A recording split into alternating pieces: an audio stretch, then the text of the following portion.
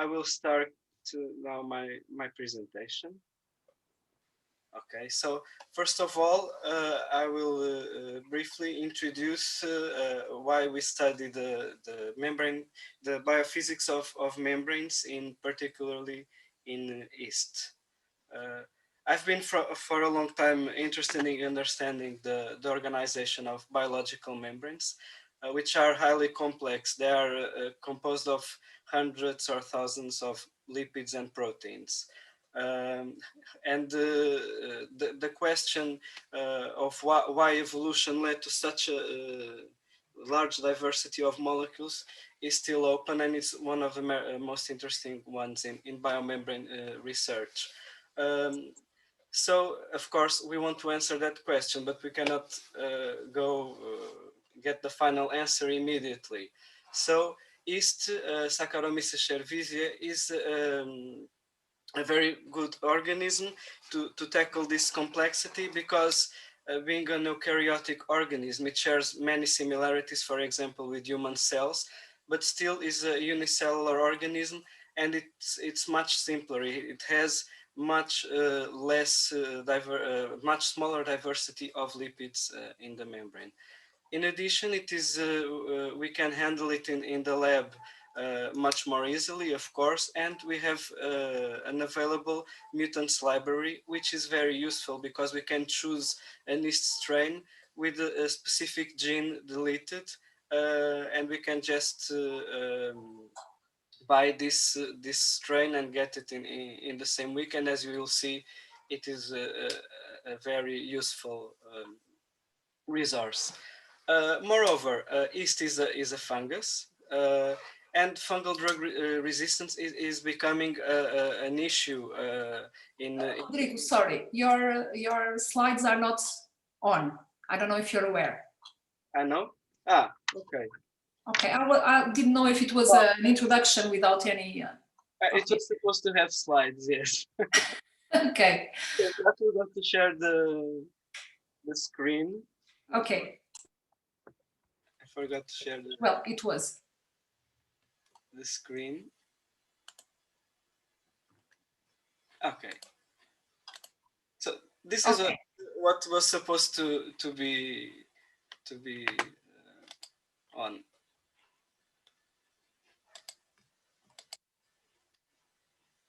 Okay. So I was just saying that fungal drug resistance is becoming a very important issue, particularly among immunosuppressed patients. And maybe in the near future, it will be one of the major problems in world health. So it's also important to study the membrane organization of fungus due to this specific feature. Okay.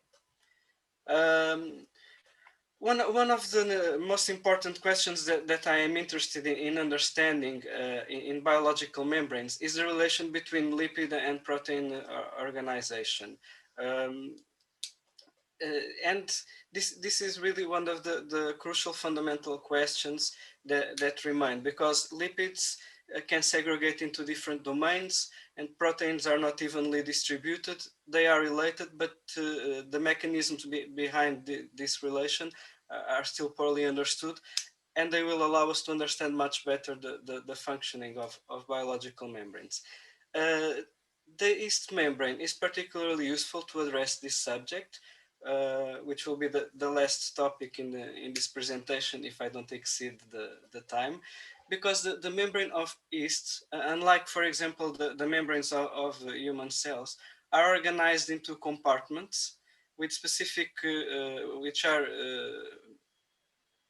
composed by specific proteins, and these compartments are stable in space and time. And so it makes it much easier to study the compartmentalization of proteins in the membrane and their relation with lipids than in mammalian cells like human, where the compartmentalization is much more dynamic, the domains are much smaller. These compartments have been related in several publications, in many publications, to sphingolipids, which will be the category of lipids that I will focus today. So now, as I said, lipids are organized into different types of domains, and it is believed that, or at least the model that membrane biophysicists use to explain these domains is to make a correspondence between these domains and the phases that lipids can form in membrane model systems, where we have just a small number of components, or even only one lipid with a defined structure, defined composition. And in this case, we have, as you probably know, the biological membranes are organized into a lipid bilayer, and the lipid bilayers can be organized into three different types of phases. At least the most important are these three. A gel phase, where the acyl chains are completely stretched with all-trans configuration. They are ordered and compact, and the lipids have a very slow lateral diffusion. Then there is a fluid phase that can be attained, for example, by increasing temperature. And the temperature where we have this transition is called the main phase transition temperature, TM. For lipids that have shorter chains or unsaturated chains, usually at room temperature, they are in this fluid phase, which is disordered.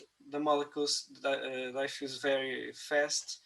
And then a very relevant phase for biology is the liquid ordered phase. This phase is formed in the presence of sterols, and this so it's only possible due to the type of lipid-sterol interactions that are established in the membrane. And in this phase, has properties between the gel and the fluid. So the lipids have their acyl chains ordered, but the diffusion is fast. This phase is very resistant, and due to its order, but it's dynamic. So it has been considered that is the most representative of the cell membrane in eukaryotic organisms. In this context, the fluid phase is called liquid disordered, and the gel is sometimes called a solid ordered. This terminology was invented just to be consistent among the three phases. Okay, so gel, fluid, and liquid ordered will appear along this presentation. Okay, so in biological membranes, where we have many different components. What we have is a coexistence of these types of domains that correspond to these different phases. How to address this complexity? Well, the main techniques that I use are based on fluorescence spectroscopy, because we can label the membrane with different probes, and these probes can have preference for different types of domains or be sensitive to different properties of the membrane, such as the fluidity, the polarity properties, or other. For example, here we have this probe DPH. It distributes evenly in the membrane, and it is basically sensitive to the global fluidity of the membrane. So it's very commonly used to assess changes in membrane fluidity. But alone doesn't give us information about domains. On another hand, this probe here, the 4ANEPS, which will also appear later, was shown by our group that in yeast is very sensitive to the sterol dependent properties of the membrane.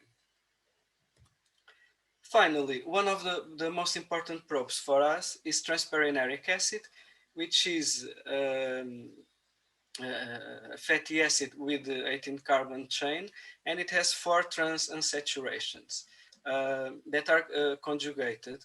These 4 conjugated bonds give the fluorescence properties to the probe, but because they are trans, they do not disturb the membrane, and this is the only probe that is known to prefer gel or solid order domains. Moreover, this probe is ideally suited to study order domains in membranes because of its fluorescence properties. In the presence of ordered domains, either liquid ordered or gel, its fluorescence intensity decay gains a lifetime component that is very long. And we know also that when the value of this lifetime is longer than 30 nanoseconds, that we are in the presence of a gel phase. If the long component is below this value, we can be in the presence of either a gel or a liquid ordered phase, and we have to take into account other data to assign the lipid phase. So now to finish the introduction, and in order to be able to explain what our work, I have to mention a bit the lipids in yeast, in Saccharomyces cerevisiae, and basically the sphingolipids, which will be the ones that form the gel domains that are our main interest. Okay, so here we have a simplified view of the sphingolipid biosynthetic pathway in yeast. It's much simpler than in humans, and I just want to draw your attention to a few features. Somewhere along the way, we have the formation of the backbone of sphingolipids, which is phytoceramide.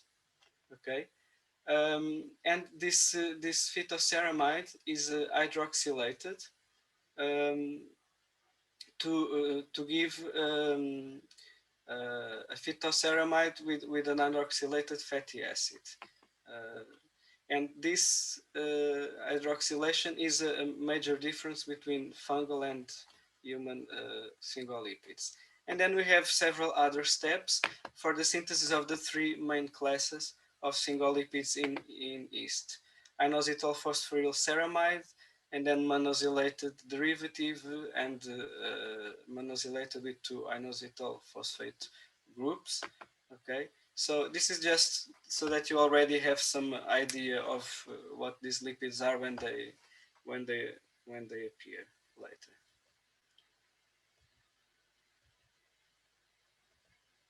Okay, so I mentioned that it was very important resource, the mutant library in yeast. Here we have an example of some strains that we use in the lab. For example, if we want to check the effect of sterols in a certain property of the membrane, we can use this mutant here that does not synthesize ergosterol, which is the main sterol in yeast, and it will accumulate zimosterol and some other sterols, but this one will become the major sterol in this strain.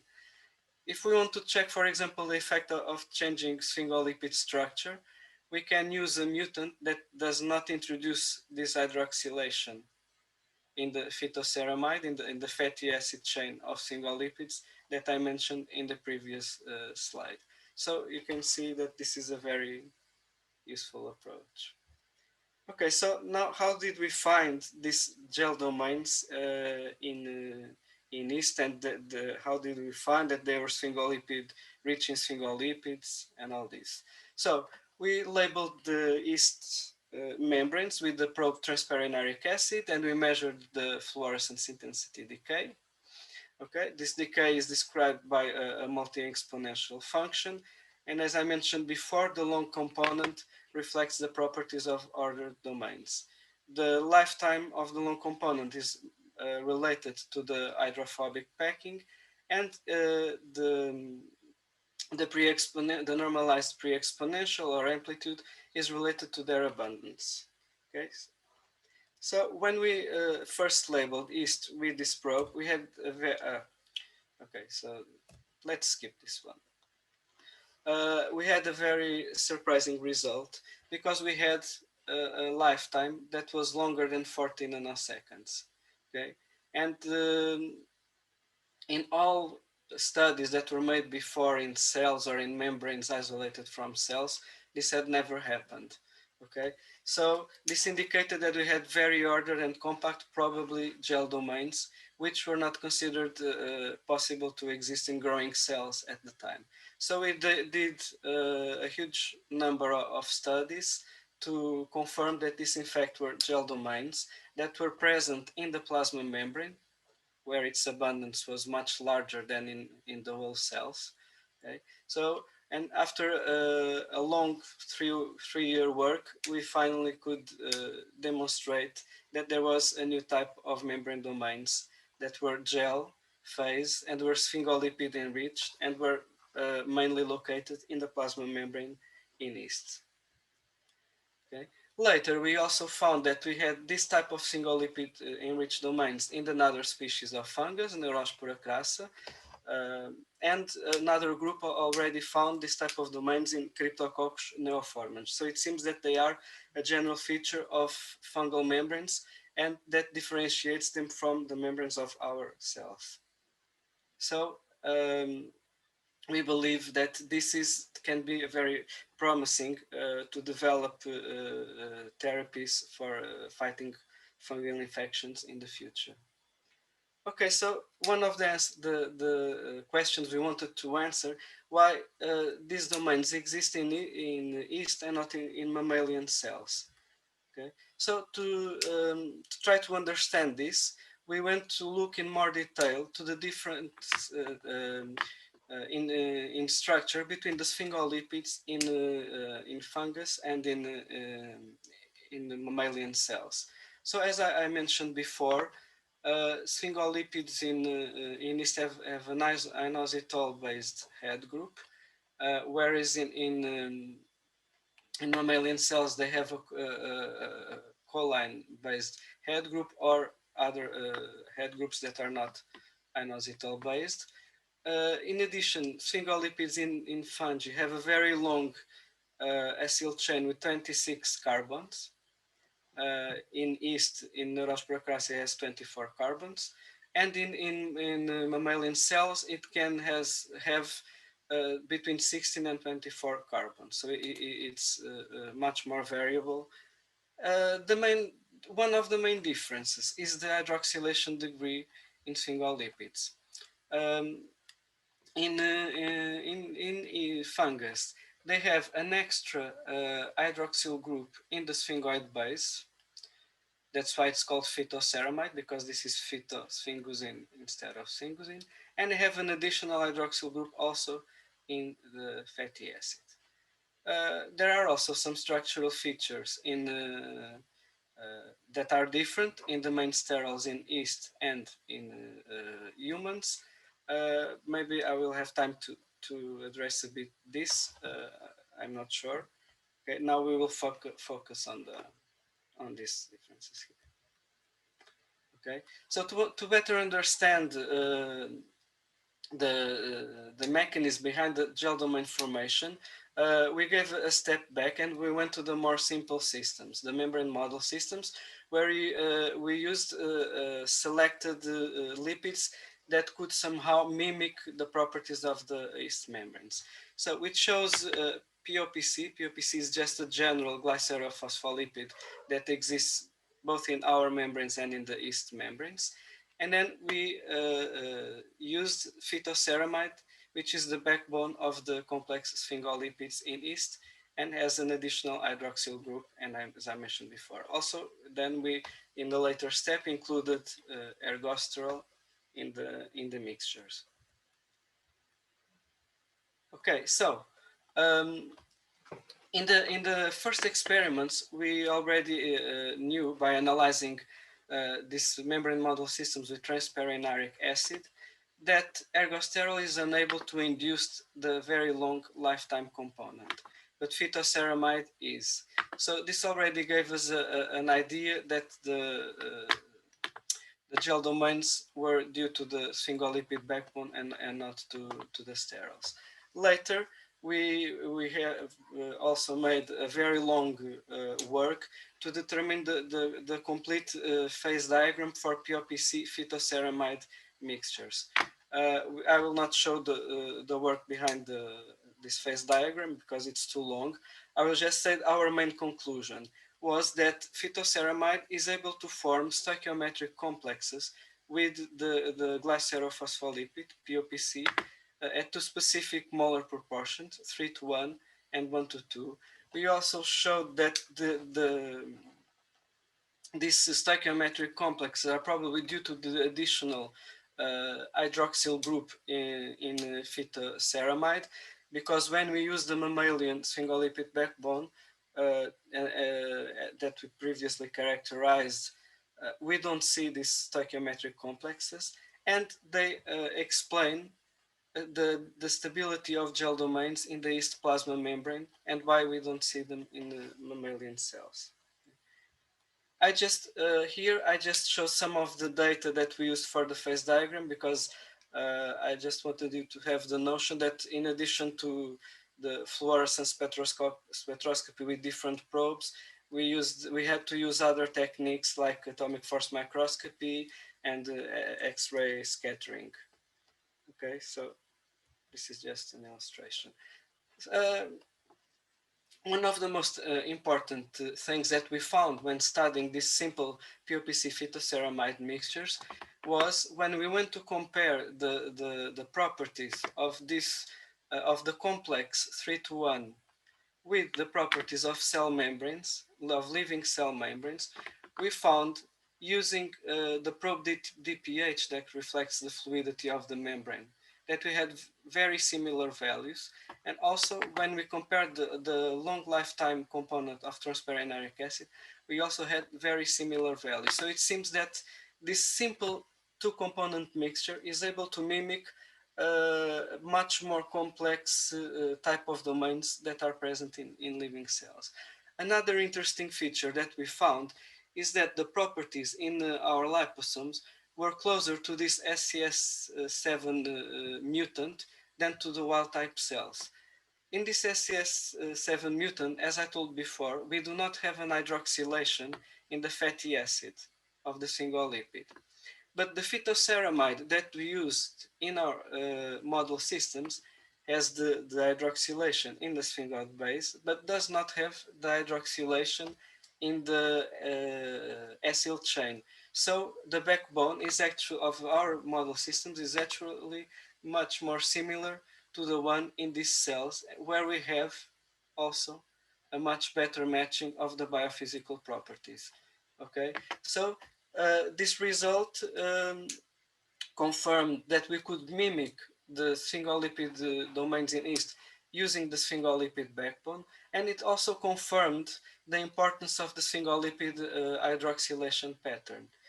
We then tried to understand why we had a longer lifetime in the absence of this hydroxylation.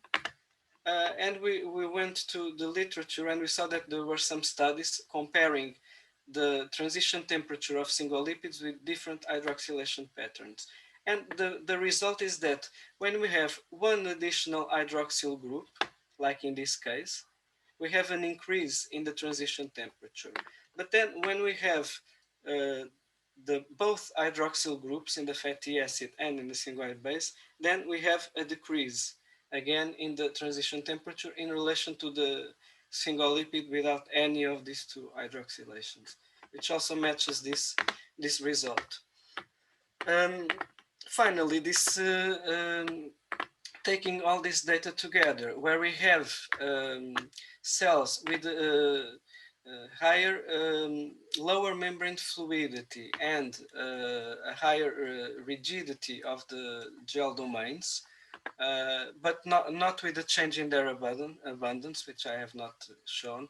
We could also speculate that, an hypothesis that is still under study, that the change in this hydroxylation pattern is also affecting how the lipids are globally interacting with sterols.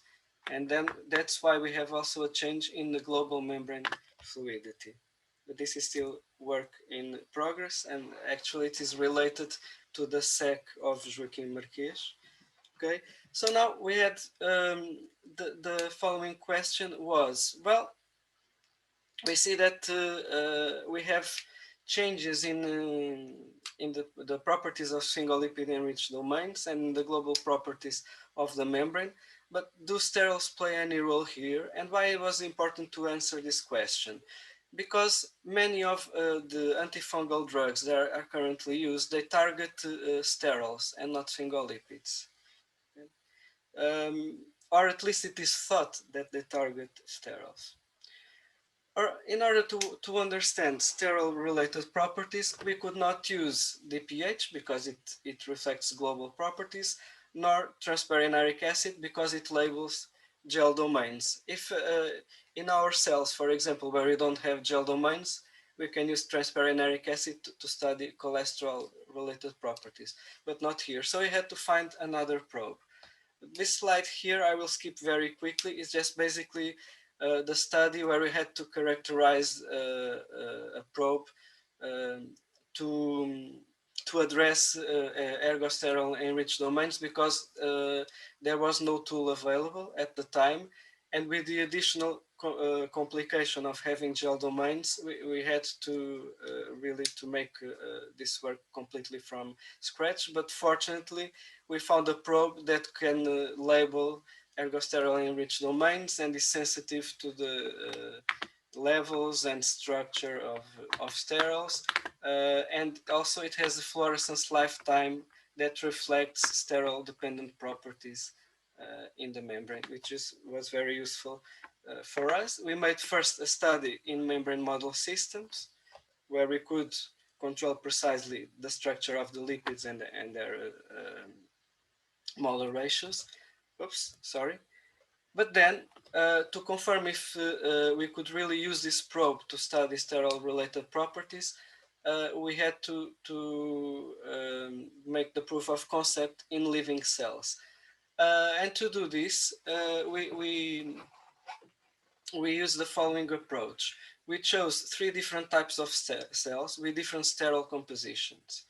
We chose mammalian cells that are in which the sterol is cholesterol, and then we used 2 yeast strains: a wild type where we have ergosterol, and ERG6 delta where we have zymosterol, which I will go just back a little, were precisely the sterols that we had used before in the model systems.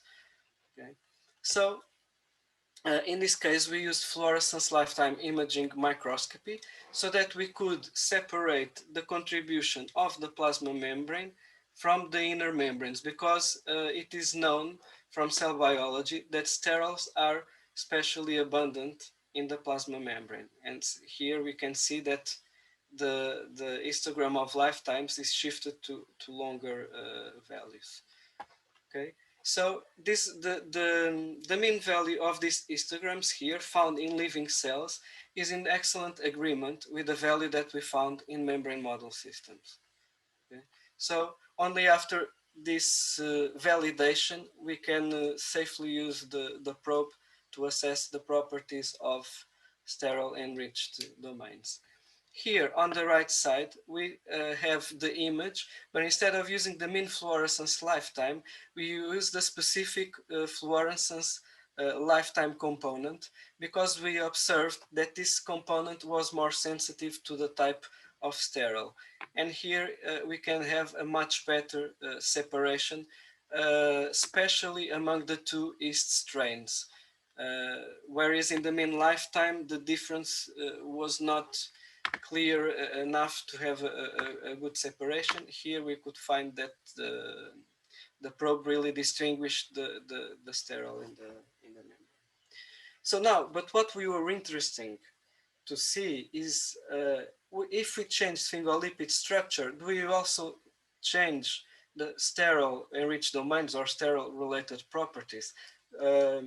Or putting in other words, how independent or how interdependent are sphingolipid enriched domains and the rest of the lipids? This was basically the question that we wanted to answer. So to do this, what was our approach? Our approach was to use yeast strains with different sphingolipid structures, different sphingolipid profiles, and use this probe, the 4-ANEPS, to address sterile related properties. So one of the strains that we used was again SCS7, the one without hydroxylation in the fatty acid. And we used an additional yeast strain, which is IPT1. IPT1, why? Because with SCS7, we were addressing changes in the sphingolipid backbone, but we also wanted to see could be the effect of changing sphingolipid head group. So IPT1 is not able to synthesize the last sphingolipid in the biosynthetic pathway. Instead of accumulating MIP2C, it accumulates MIP-C. So it doesn't have the last inositol phosphoryl group. Okay. So what were our results? Our results were that for IPT1, there are no changes at all in the sterile related properties. For SCS7, there might be a very small change in the amount of these domains, but not in their properties. So what we conclude is that changing sphingolipid structure um, does not seem to have to be crucial for the organization of sterile enriched domains. So it seems that these two kinds of domains in yeast have a very strong segregation, which does not happen in human cells, where the domains are both enriched in cholesterol and sphingolipids. Okay. So Isabel, how much time? Yes, I was going to say you have more or less 5 minutes. Okay. Okay. Okay, I will speed up a bit. So now that we know sphingolipid structure changes, alterations, change gel domains, but they don't seem to change sterile enriched properties. And but these strains with altered sphingolipid profiles, they do have altered sensitivity to antifungal agents. So this opens a question: are these antifungal agents really targeting sterols? And this opened the line of research in antifungal agents. Okay, so here I have this slide saying that we have another project in the lab from Radek, Radoslav Starosta, in the ketoconazole derivatives. I will not talk about this because there will be several presentations in CKE Day about this project. Okay, I will focus on another antifungal agent that is nystatin. Nystatin is a molecule that inserts in the membrane and it forms spores.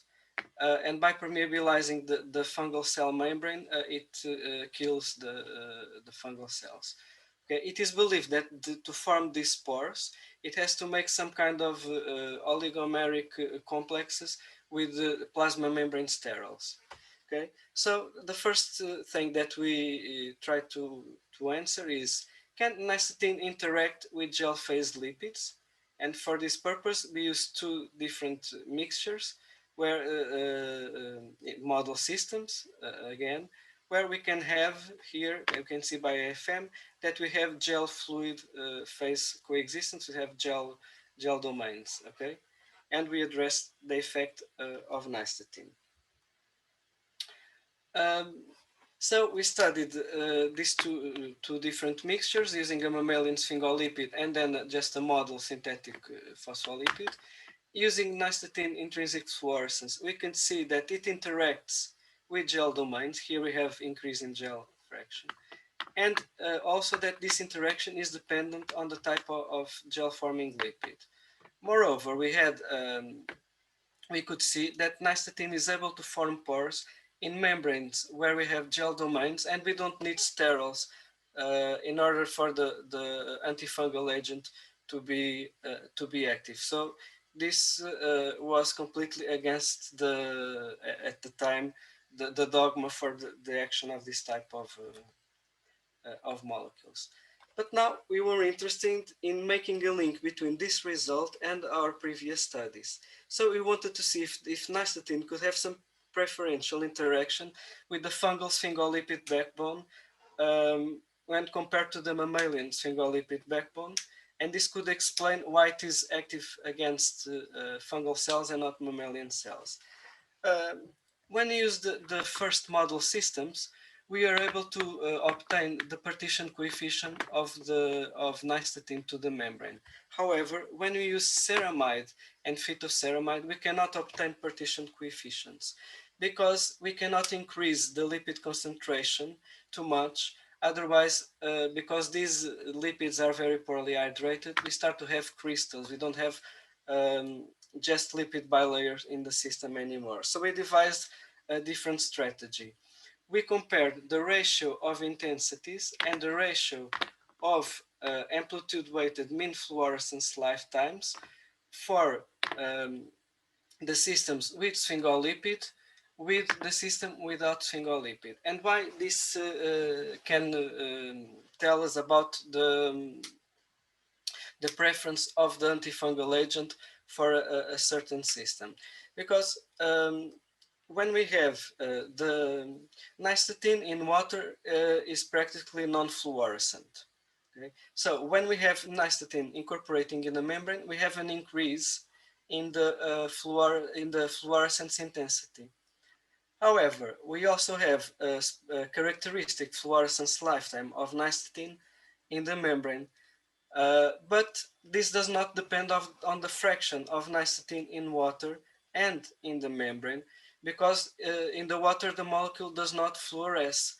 Okay, so when we compare ceramide and phytoceramide, so the mammalian sphingolipid backbone and the fungal sphingolipid backbone, we see that we have a ratio of amplitude-weighted mean fluorescence lifetime close to 1 when we use just POPC 10 and 20 mole% of sphingolipid. So the lifetime of the molecule in the membrane does not change. Okay. On another hand, and also we have a slight decrease in the intensity when we have sphingolipid, which means that when we have sphingolipid, we probably have less antifungal agent in the membrane. On another hand, when we have the fungal sphingolipid, we see that first, compared to the absence of sphingolipid, the values are higher than 1, which means that we have higher intensity and higher mean fluorescence lifetime. Okay, so we have more molecule in the membrane when you have sphingolipid, and also the sphingolipid increases the lifetime of the antifungal agent, which is probably related to the fact that it forms oligomers that can be a precursor of the pores forming in the membrane. And also this increases when we increase the fraction of sphingolipid. So these results, this is still also ongoing, show that the fungal sphingolipid backbone is probably enhancing the interaction of antifungal with the membrane, and the mammalian sphingolipid backbone is inhibiting this interaction. Okay, so this is also in support with our previous finding that probably sterols are not that crucial for the action of this class of antifungal drugs. Isabel, I have one more topic, but maybe I should stop here. Yeah, maybe you could conclude. And go to the conclusions, okay? Yeah. So, I was just going to give a final data about the relation of protein compartmentalization with these lipid domains, but this can be for another occasion. So I will jump into the final conclusions. Of course, this is just a wrap up of all the presentation. Gel domains are known to be possible diffusion barriers, also from studies in membrane model systems, mainly using FRAP. So after our discovery of these domains, different groups have proposed several functions for these domains. Okay, the work that I did not show suggests that the abundance or rigidity of these sphingolipids are intimately related to membrane compartment organization, but one specific membrane compartment, which is Also, one